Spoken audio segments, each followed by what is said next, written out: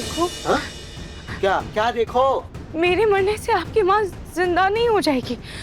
मुझे मुझे अपने घर जाना है। प्लीज प्लीज मुझे जाने दीजिए। हाँ आपको जाना है, लेकिन घर नहीं जाना।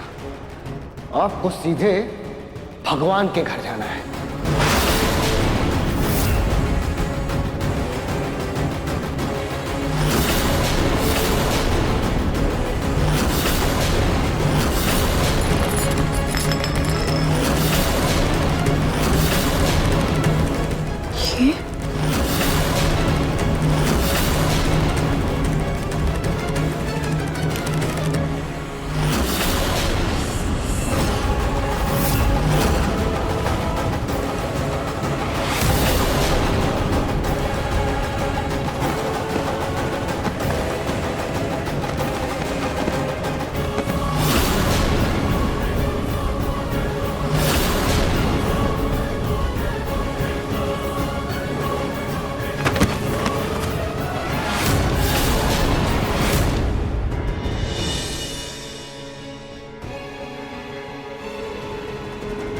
ये क्या लिखा है? मम्मी, आज मैंने अपने नाहर जी के लिए, उनकी लंबी उम्र के लिए तीज का व्रत रखा है। तीज का व्रत। लेकिन जैसे हालात हैं, पता नहीं वो मुझे पानी पिलाने आएंगे या नहीं। पर मैं उम्मीद नहीं छोड़ूंगी, क्योंकि मुझे मेरे दिल और खाटू श्याम जी पर पूरा भरोसा है। तीज, मुझे पूरा भरोसा है कि मेरा ये व्रत मेरे नाहर जी खोलेंगे। तीज का व्रत।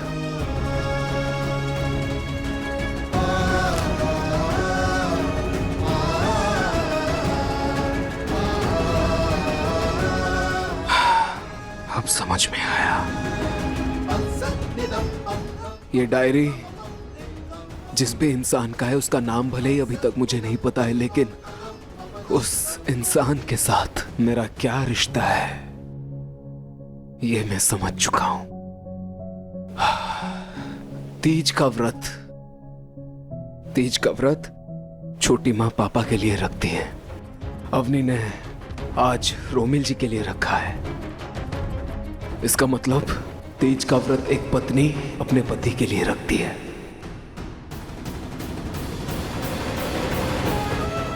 इसका मतलब ये डायरी जिसकी भी है, वो मेरी पत्नी है।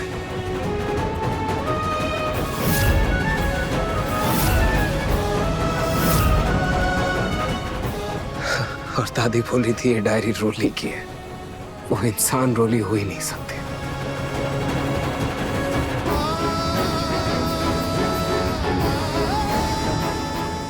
वो कौन हो सकता है?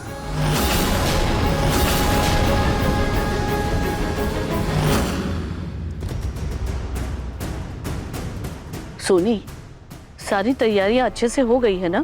क्योंकि मोहल्ले की औरतें आती ही होंगी कथा सुनने के लिए। हाँ माँ जी, सारी तैयारियां हो गई हैं। अपने पड़ोस में जो मिसेस बिश्नोई रहती है ना, उनकी बेटी विदेश में पढ़ती है। वो अभी आई हुई है, तो मैंने उसे भी बुला लिया। क्यों माँ जी? अरे क्यों क्या, वो अपनी बेटी के लिए ना अच्छे खानदान का गुणवान लड़का ढूंढ रही है। अब बताओ, बगल में छोरा और गांव में ढिंडोरा। मैंने सोचा नाहर और वो मिल लेगी ना, तो हो सकता है शायद कुछ बात आगे बढ़े। दादी, लेकिन ये रूही भाभी के साथ गलत होगा ना? आप कैसी बातें कर रही हैं? चुप कर, आई बड़ी रूही भाभी की तरफदारी करने वाली। रहने दे अपनी बेटा, रहने दे।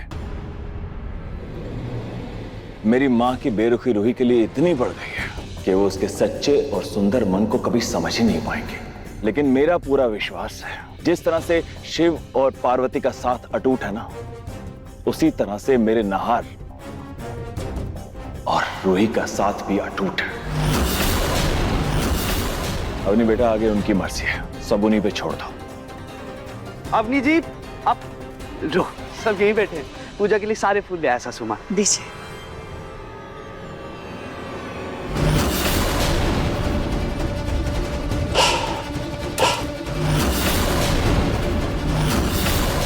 शाले साहब,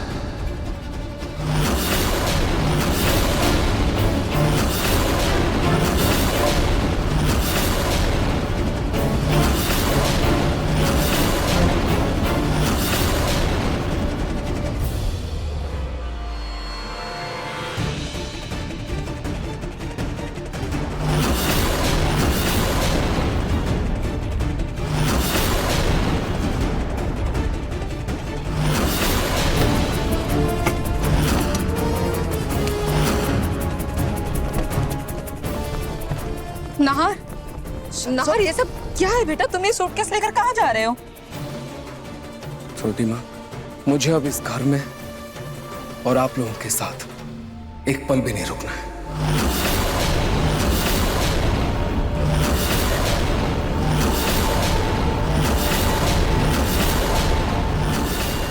नाहर, ऐसा क्यों बोल रहे हो बेटा? हम सब तुम्हारा परिवार है, तुम्हारे अपने हैं हम।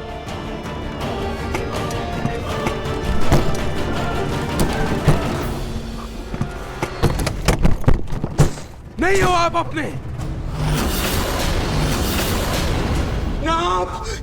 नाप कोई नहीं है मेरा, कोई नहीं है मेरा, कोई मेरा अपना नहीं है। आप सब मेरे लिए उतने ही पराये हो जितना मैं खुद के लिए पराया। कोई नहीं है मेरा।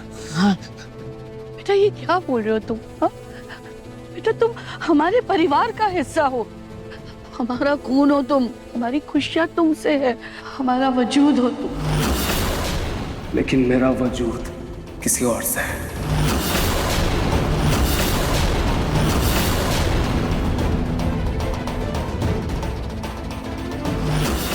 और वो इस लड़की से।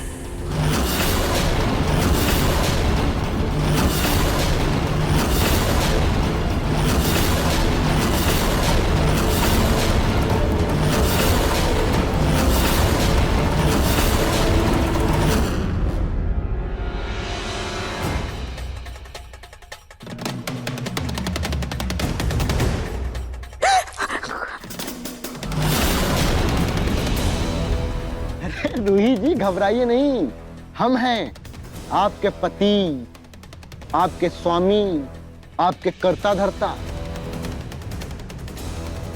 रूही जी, ये लीजिए साड़ी, ये साड़ी पहन लीजिए आप। इसके पहले हमारी माई की जितनी भी बहुएं थी ना, सब ने ये लाल साड़ी पहनी थी। साफ सुथरी है, पहन लीजिए, वरना हमारी माई को बुरा लग जाएगा।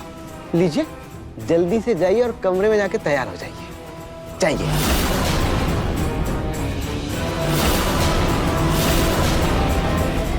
आज तो हरतालिका तीज है, पर स्थिति जो भी हो, मैं ये व्रत नहीं छोड़ूंगी। चाहे मेरी जान जाए या कोई भी अंजाम हो, मैं ये व्रत जरूर रखूंगी।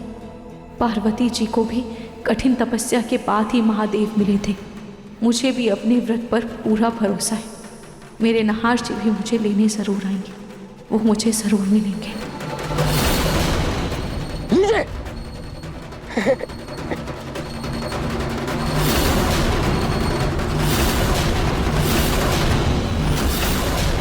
जब तक आप लोग मुझे इस डायरी का सच नहीं बताओगे, मैं इस घर में एक पल भी नहीं रुकने वाला। आप मुझे सच बता दीजिए, मैं रुक जाऊंगा।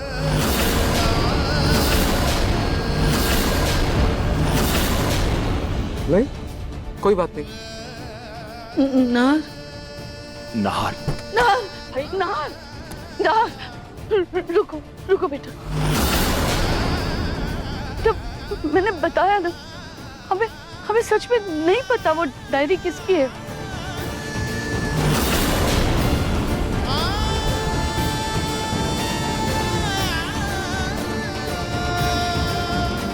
नाहर, बेटा बात सुन। भैया,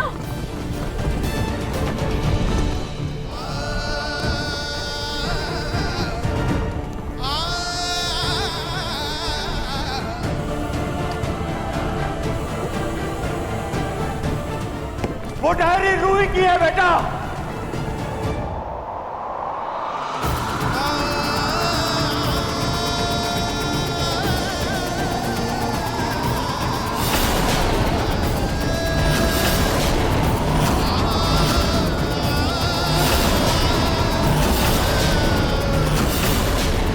उस डायरी में लिखा एक एक शब्द रूही का है।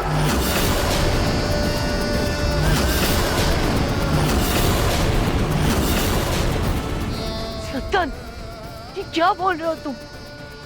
नहीं माँ, बस मैं अपने बेटे को ऐसे तिल तिल मरते हुए नहीं देख सकता। उसका सच जानना सिर्फ हक ही नहीं है, उसके लिए जरूरी भी है।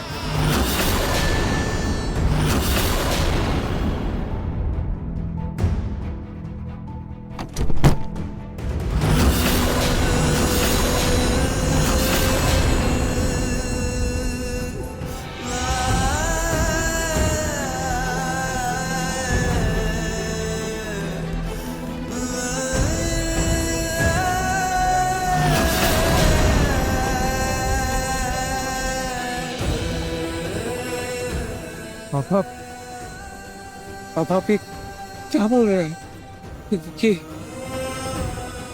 ये डायरी लिखिए, रूही को लिखेगी ये सब मेरे लिए, उसका मेरा क्या रिश्ता? तेरे अधूरेपन का एहसास, तेरे अपने वजूद की जो तलाश, ये तेरी सारी बेचैनी सब रूही पर सब पहुंची। वो इस घर की नौकरानी नहीं, इस घर की बड़ी बहू है, तेरी पत्नी है।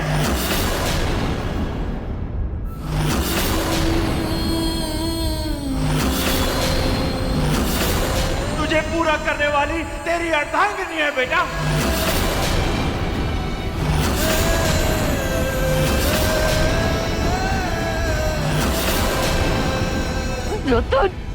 नहीं मां, आज नहार सब कुछ जानकर रहेगा, सब कुछ।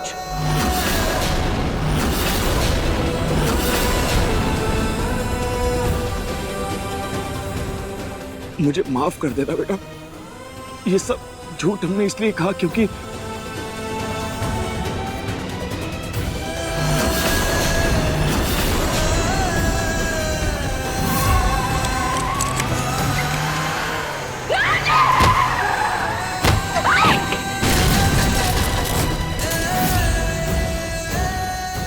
एक ही शर्त पर रोली इस घर में रुक सकती है। समर जी ने तो पूरी तरीके से इस बच्चे को अपनाने से इनकार कर दिया है, लेकिन इस खानदान के खून को इस घर का बड़ा बेटा तो अपना नाम दे सकता है ना।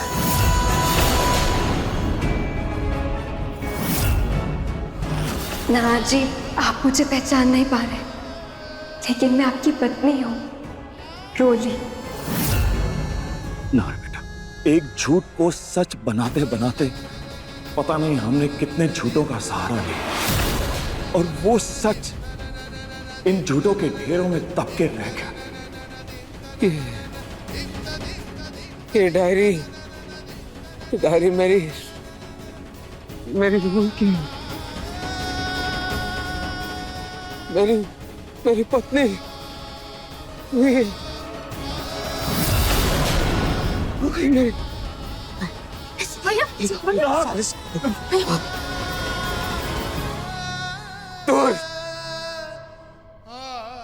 दूर रहो मुझसे।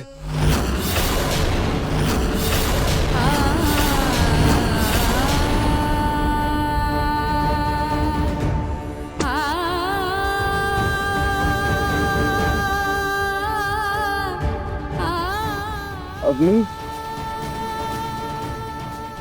तू तो मेरी बहन है ना, तूने मुझे नहीं बताया सच। I'm sorry। क्यों? जब से मुझे होश आया है आप सबने अपने अपने बारे में सब कुछ सच बता दी, सब कुछ सच। लेकिन इतनी बड़ी बात कि रूही मेरी पत्नी है, ये बात क्यों नहीं बताई, क्यों छुपाया मुझसे? क्यों? मुझे बता दिया कि रोली मेरी पत्नी है, मैंने मान लिया क्योंकि आप लोग मेरे अपने हो ना। फिर बोला कि नहीं वो सब नाटक था, वो तेरी पत्नी नहीं है, वो भी मैंने मान लिया क्योंकि आप सब मेरे अपने हो ना। उसके बावजूद आपने नहीं बताया, रोली के जाने के बाद भी ने मुझे ये सच नहीं बताया कि रूही मेरी पत्नी है। और वो तो छोड़ो, जब मैंने इस डायरी के बारे में पूछा कि ये डायरी किसकी है, तब भी आप लोगों ने कुछ नहीं बताया, चुप रहे। क्यों इतने दिनों से छुपा के रखा इतनी बड़ी बात मुझसे? इतना बड़ा सच क्यों छुपाया? बताओ ना, अभी चुप क्यों हो? मैं इतने दिनों से तड़प रहा था, तिल तिल मर रहा था, परेशान रहता था, सबको बताता था कि कोई तो है मेरी जिंदगी में जिसकी कमी महसूस हो रही है, एक ऐसा रिश्ता है मेरी जिंदगी में। को किसी ने कुछ नहीं बताया, कुछ नहीं बताया। और सबसे बड़ी बात, आप सबने रूही की शादी मेरी आंखों के सामने करवाई। वाह दादी, वाह वाह मेरे अपने। नाहर बेटा, वो शादी सच नहीं थी, बस एक नाटक था ताकि तुम रूही को भूल कर अपनी जिंदगी में आगे बढ़ सको। और ये सब कुछ हमने डॉक्टर के कहने पर किया बेटा। हमारी कोई गलती नहीं। ताकि मैं रूही को भूल सकूं। भूल पाए क्या छोटी माँ? भूल पाया मैं?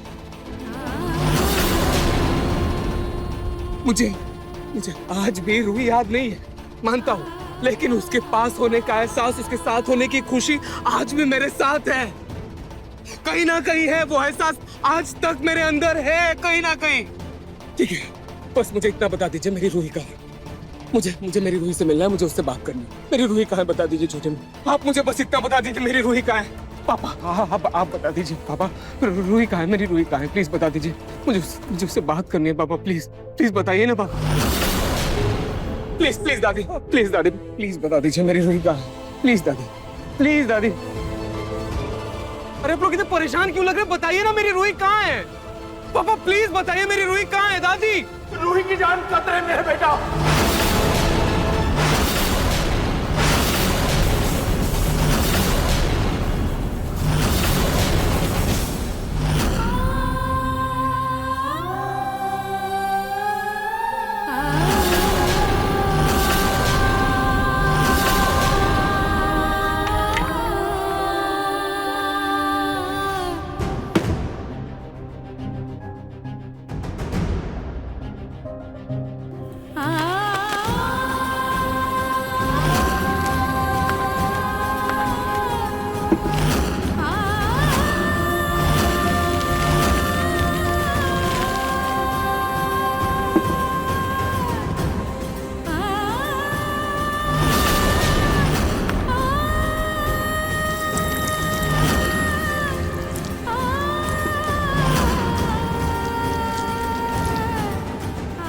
चाहे कुछ भी हो, मैं अपने नहार जी के लिए ये निर्जला व्रत जरूर रखूंगी।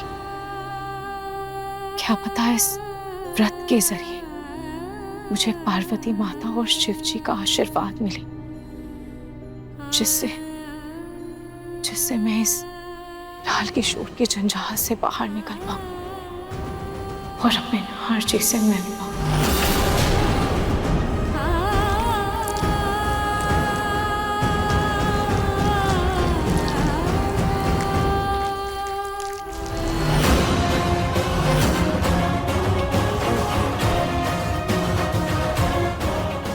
सारी तारें ठीक कर दी, अब बस एक बार ठीक से देख लेता हूँ ये अच्छे से काम कर रही है कि नहीं।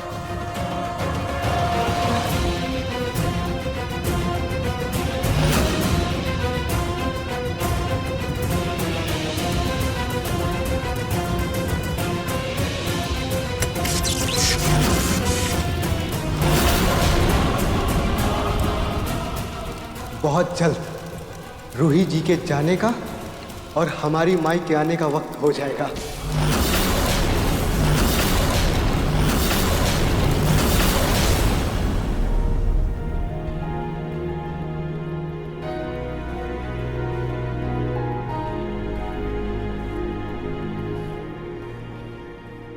शिव जी, पार्वती माता, मेरे तीज के व्रत को स्वीकार कीजिए।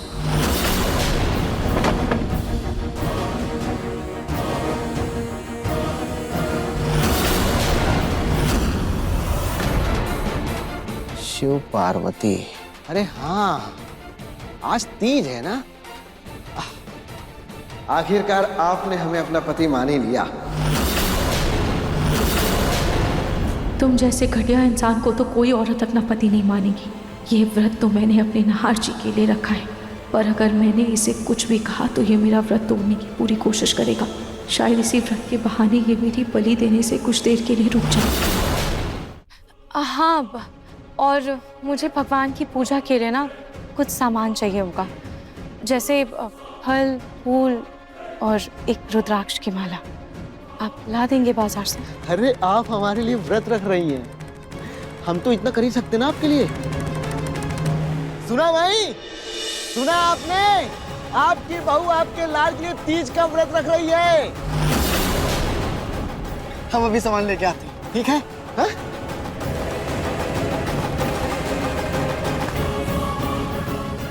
सुनो, कोई होशियारी करने की कोशिश मत करना, ठीक है? अब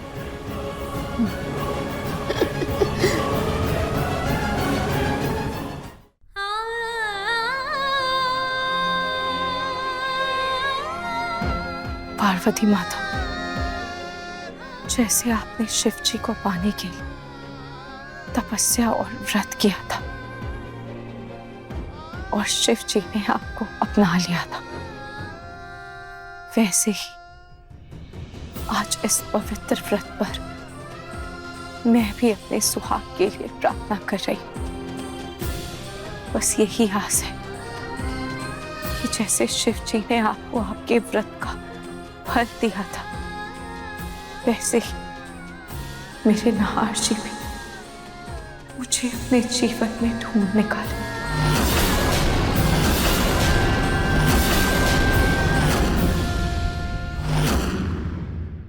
भैया कौन कौन पागल आदमी किसकी बात कर रहे हैं आप? और वो किस तरफ गया? वो अभी इस तरफ गया है। हे भगवान, आप अपना कोई चमत्कार दिखाइए और मुझे मेरे नहार जी तक पहुंचा दीजिए।